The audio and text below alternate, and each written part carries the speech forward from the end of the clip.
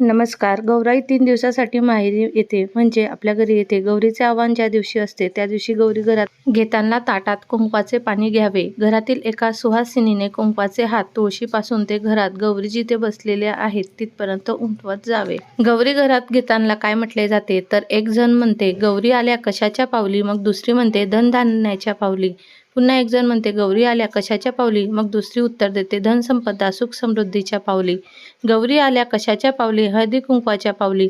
गौरी आल्या कशाच्या पावली, सौभाग्याच्या पावली. गौरी आल्या कशाच्या पावली, सोन्या चांदीच्या पावली. गौरी आल्या कशाच्या पावली, पाऊस पाणी गुरंढोरं मुलाबाळांच्या पावली. असे अनेक प्रकारे तुम्ही तुमच्या इच्छा यावेळी बोलून दाखवाव्या.